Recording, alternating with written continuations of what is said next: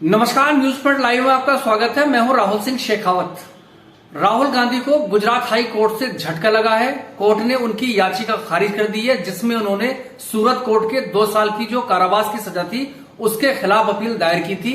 High court ने अन्य केसों का हवाला देते हुए उसे खारिज कर दिया है और उसके अलावा उन्होंने जिक्र सावरकर वाले मामले का भी किया है। आपको मालूम है कि सूरत कोर्ट ने राहुल गांधी को मोदी सरनेम से जुड़े मामले में 2 साल की अधिकतम कारावास की सजा सुनाई थी, जिसके बाद लोकसभा सदस्यता उनकी रद्द कर दी गई थी। और उसके बाद राहुल गांधी ने पहले सेशन कोर्ट और उसके बाद फिर हाई कोर्ट में अपील दायर की थी, लेकिन पहले सेशन कोर्ट में उनकी जो अर्जी थी वो खारिज हुई और अब हाई कोर्ट ने भी उनकी अपील खारिज कर दी है। अब सवाल ये उठता है कि इसके बाद राहुल गांधी के पास कोई राहत का विकल्प बचा है या फिर उनको जेल जाना पड़ेगा। सारी कहानी बाद में, पहले एक छोटी सी अपील, वीडियो या कंटेंट अच्छा लगे तो उसको लाइक और शेयर कीजिए और इसके अलावा चैनल को सब्सक्राइब जरूर कीजिए। आपको मालूम है कि राहुल गांधी को 2019 में लोकसभा चुनाव के दौरान एक भाषण के मद्देनजर सूरत कोर्ट ने 2 साल की सजा सुनाई थी, जिसमें कथित तौर पर यह कहा गया था कि राहुल गांधी ने मोदी सरनेम को जो है उसकी मानहानि की है। आपको यह बताना जरूरी है कि राहुल गांधी ने 2019 में जो भाषण दिया था उसमें उन्होंने कथित तौर पर यह कहा था कि सारे जो चोर हैं, जो धन की चोरी करने के बाद भाग जाते हैं, वो सारे मोदी क्यों हैं। उस भाषण की जो क्लिप है उसमें यह नहीं कहा था कि नरेंद्र मोदी चोर हैं, लेकिन ये सारे चोरों के सरनेम मोदी ही क्यों हैं। दिलचस्प बात यह है कि भाजपा विधायक और पूर्व मंत्री पूर्णेश मोदी ने यह मामला दायर किया था और उसके बाद कुछ समय बाद उन्होंने खुद स्टे लिया था, लेकिन अचानक बदले घटनाक्रम में उन्होंने हाईकोर्ट से स्टे हटाया और इस बीच में चंद रोज बाद सूरत कोर्ट है उसने राहुल गांधी को सजा सुनाई और अधिकतम जो मानहानि के कानूनी प्रावधान है, जो नियम है उससे जुड़े हुए अधिकतम 2 साल की सजा सुनाई गई थी। इसके पहले कोई ऐसा मामला जान नहीं पड़ता जिसमें अधिकतम सजा किसी राजनीतिक व्यक्ति को दी गई है, क्योंकि आप जानते हैं कि अमूमन मानहानि के मामलों में एक हिदायत देकर या छोटी मोटी सजा देकर छोड़ दिया जाता है, क्योंकि उसका मकसद बेसिकली एक एहतियात बरतना है और ताकि किसी की दूसरे की कोई मान की हानि ना हो। और अब कांग्रेस के सामने 2 विकल्प हैं, एक ये कि वो गुजरात हाई कोर्ट में हायर बेंच के सामने एक और अपील दायर करे या फिर वो सीधा सुप्रीम कोर्ट यानी सर्वोच्च न्यायालय में अपील दायर करे। राहत मिलेगी नहीं मिलेगी, कोर्ट के किसी भी मामले पर कोई पूर्वानुमान नहीं लगाया जा सकता है, लेकिन अगर राहुल गांधी को राहत नहीं मिली तो जाहिर सी बात है न सिर्फ उनको जेल जाना पड़ेगा, वो अगले 7-8 साल तक चुनाव नहीं लड़ पाएंगे। मतलब उनको संसद से बाहर रहना पड़ेगा और सजा काटनी पड़ेगी। हालांकि उससे पहले अपील का प्रावधान है सुप्रीम कोर्ट में भी और गुजरात हाई कोर्ट में हायर बेंच के सामने भी।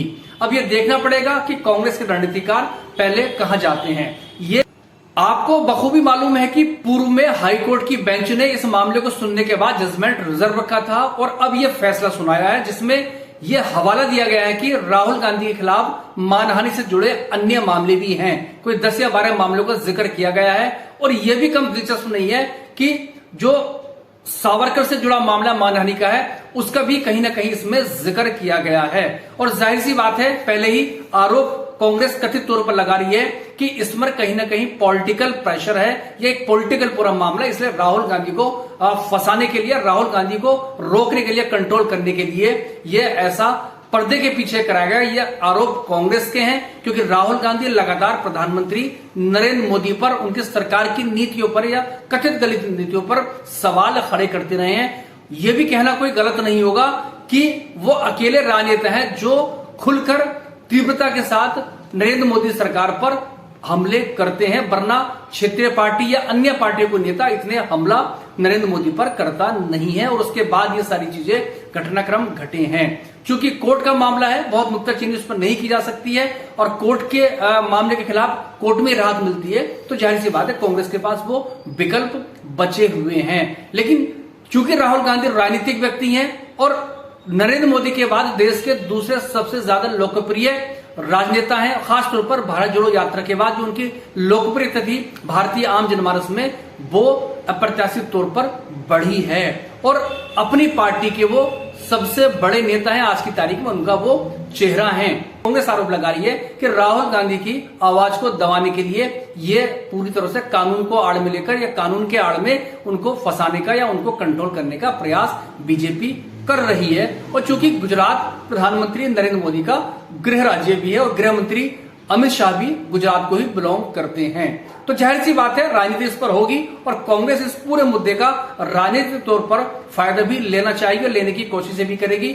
और आम जनमानस में भी आप जानते हैं कि जो प्रतिक्रियाएं आती हैं, जो लोग चर्चा करते जाते हैं, वो भी जिस तरह से राहुल गांधी को सजा दी गई है उस पर बहुत अच्छी राय उनकी नहीं है। वो भी कहते हैं कि कहीं ना कहीं एक ये अति हो रही है। और वैसे भी मानहानि के मामले में जो सजाएं होती है वो प्रतीकात्मक ज्यादा रही है। कई बार तो हिदायत देके छोड़ दिया जाता है या माफी मांगी जाती है, लेकिन चूंकि राहुल गांधी आप जानते हैं और उन्हें साफ कहा था कि माफी नहीं मांगूंगा, चाहे जेल डाल दो, चाहे कितने साल की जेल डाल दो, संसद से बाहर कर दो, लेकिन सरकार के खिलाफ, आरएसएस के खिलाफ और नरेंद्र मोदी की गलत नीतियों के खिलाफ मैं बोलता रहूंगा, मैं डरने वाला नहीं हूं। ये ठीक उन्होंने सूरत कोर्ट के फैसले के बाद कहा था। और फिलहाल इस फैसले के बाद उनको अपील करनी पड़ेगी और फौरी तौर पर जमानत भी लेनी पड़ेगी, क्योंकि अपील उनकी खारिज हो गई है और 2 साल की सजा है। उसमें अगर जमानत लेना जरूरी होगा, वरना उनको फिर जेल में जाना पड़ेगा।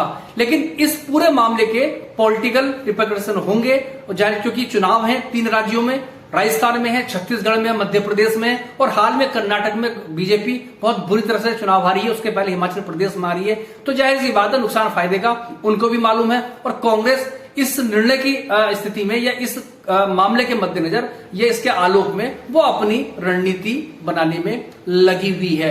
और आज के दौर में 21वीं शताब्दी में मानहानि पर सजा, और वो भी इतनी अधिकतम सजा, वो सवालिया निशान के घेरे में, बजाय ये कि वैश्विक स्तर पर मानहानि को अपराध की श्रेणी में नहीं रखा गया। मोटे तौर पर यह सिविल सूट माना जाता है। और चूंकि हिंदुस्तान में कमोबेश 150 साल पुराना कानून यह आज भी लागू है और राजनीतिक तौर पर इसका इस्तेमाल कथित तौर पर किया जाता रहा है। और राहुल गांधी वाले मामले में भी जिस तरह से इसका इस्तेमाल किया गया है वो साफ तौर पर नजर आता है, क्योंकि जो याचिकाकर्ता उसने ये कहा था इससे पूरे ओबीसी जो समुदाय है, जो उससे जो मोदी समाज है उसका अपमान हुआ है। और जबकि राहुल गांधी ने एक पॉलिटिकल डिस्कोर्स में अपनी बात कही थी कि जो तमाम जो चोर हैं उनके सरनेम मोदी के हैं। उन्होंने ये नहीं कहा था कि सारे चोर मोदी हैं या नरेंद्र मोदी चोर हैं, ऐसा उन्होंने जो क्लिपिंग है उसमें नहीं कहा था। अब सवाल यह भी उठता है कि अगर इस तरह से मुकदमे होंगे तो आखिर आदमी बोलेगा क्या। और खासतौर पर जो नेता नगरी है, जो राजनीतिक बिरादरी है,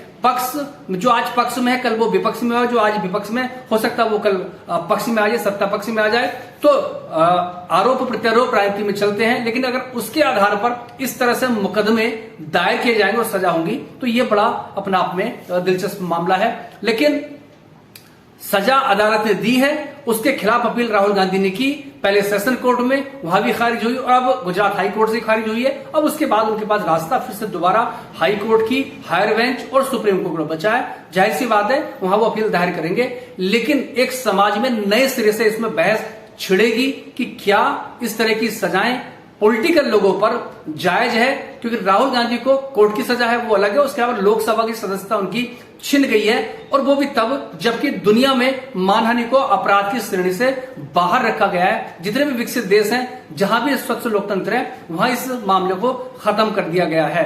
बहरहाल राहुल गांधी को झटका लगा है और इसके बाद आगे कितनी राहत मिलेगी आने वाला वक्त बताएगा। लेकिन अब मानसून सत्र भी होना है, तो जाहिर बात है संग्राम भी होना है, और चुनाव 3 राज्यों में है, तो कांग्रेस इस सारे मामलों को लेकर जनता के बीच में भी जाएगी। मतलब ये कि लड़ाई 2 तरफा है, एक कानून की है और एक राजनीतिक लड़ाई है, और एक जो संसद में भी होगी और संसद के बाहर सड़क पर भी होगी। और 2024 में आप जानते हैं कि महादंगल हो रहा है, और उससे पहले कथित तौर पर कहा जा रहा ये सब उसी की क्रोनोलॉजी है।